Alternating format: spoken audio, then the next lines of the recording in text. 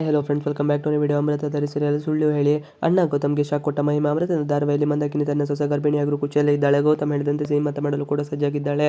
ಗರ್ಭಿಣಿಯವರಿಗೆ ಸೀಮಂತ ಮಾಡೋದು ಯಾಕೆ ಎಂದು ಮನೆಯವರಿಗೆಲ್ಲ ಕೇಳಿದಾಗ ಮಂದಾಕಿನಿ ಹೆಣ್ಣಿನ ಕಷ್ಟವನ್ನು ಹಾಗೂ ಸವಾಲುಗಳ ಬಗ್ಗೆ ವಿವರವಾಗಿ ಹೇಳುತ್ತಾರೆ. ಇನ್ನು ಗೌತಮ್, ಪಾರ್ಥ ಹಾಗೂ ಭೂಮಿಕಾ ಮಹಿಮಾ ಮನೆಯಲ್ಲೇ ಇದ್ದುಕೊಂಡು ಸೀಮಂತಕ್ಕೆ ತಯಾರಿ ನಡೆಸಲು ಮುಂದಾಕಿದ್ದಾರೆ. ಇದನ್ನೆಲ್ಲ ನೋಡುತ್ತಿರುವ ಮಹಿಮಳಿಗೆ ಹೆಚ್ಚೆಚ್ಚು ಗಿಲ್ಟ್ ಕಾಡುತ್ತದೆ. ಶಕುಂತಲೆಗೆ ಸೀಮಂತಳ ಸಂಕಷ್ಟ.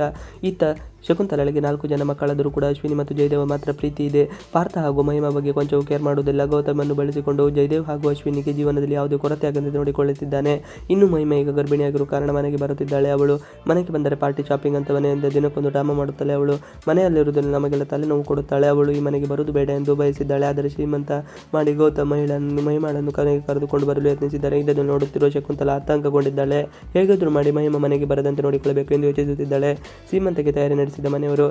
ಇನ್ನು ಗೌತಮ್ ಮಂದಕ್ಕಿನಿ ಮನೆಯಲ್ಲಿ ಇದ್ದುಕೊಂಡು ಮಹಿಮಾ ಸೀಮಂತಕ್ಕೆ ತಯಾರಿ ನಡೆಸುತ್ತಿದ್ದಾರೆ. ಸೀಮಂತಕ್ಕೆ ಏನೆಲ್ಲ ಬೇಕು ಎಂದು ಲಿಸ್ಟ್ ಹಾಕಿದ್ದಾರೆ. ಮನೆಯಲ್ಲಿ ಸಿಂಪಲ್ ಆಗಿ ಸೀಮಂತ ಮಾಡಲು ತಯಾರಿ ಮಾಡುತ್ತಿದ್ದಾನೆ.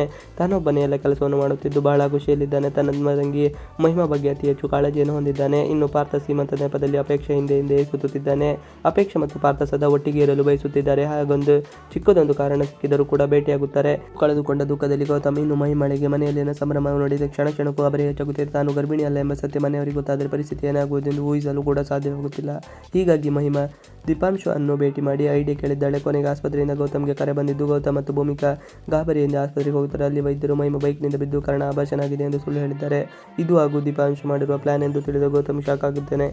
ಅವರಿಗೆಲ್ಲ ಶಾಕ್ ಕೊಟ್ಟ ಗೌತಮ್. ಇನ್ನು ಗೌತಮ್ ದುಃಖದಕ್ಕೆ ಭೂಮಿಕಾ ಜೊತೆಯಾಗಿದ್ದಾಳೆ. ಅವನ ಕಣ್ಣೀರನ್ನು ಒರೆಸಿ ಸಮಾಧಾನ ಮಾಡಿದ್ದಾಳೆ. ಭೂಮಿಕಾ ಮತ್ತು ಗೌತಮ್ ಇಬ್ಬರು ಕೂಡ ಮಹಿಮಾಳನ್ನು ಭೇಟಿ ಮಾಡಿ ಸಮಾಧಾನ ಹೇಳುತ್ತಿದ್ದಾರೆ. ಮಹಿಮಾ ತಾನು ಸುಳ್ಳು ಹೇಳುತ್ತಿರುವ ವಿಚಾರ ಅಣ್ಣನಿಗೆ ಗೊತ್ತಿದ್ದರೂ ಕೂಡ ಏನು ಮಾತನಾಡದೆ ಅಣ್ಣ ಗೌತಮ್ ಮಾತಿಗೆ ತಕ್ಕಂತೆ ಸ್ಪಂದಿಸುತ್ತಿದ್ದಾಳೆ. ಇನ್ನು ಈ ವಿಚಾರವನ್ನು ಮನೆಯವರಿಗೆ ತಿಳಿಸಲು ಶಾಕ್ ಕೂಡ ಗೌತಮ್ಗೆ ಸಜ್ಜಾಗಿದೆ. ಇವಿಷ್ಟು ಇವತ್ತಿನ ವಿಡಿಯೋ. ಇಷ್ಟದಲ್ಲಿ ಲೈಕ್, ಸಬ್ಸ್ಕ್ರೈಬ್ ಮಾಡಿ. Thanks for watching video.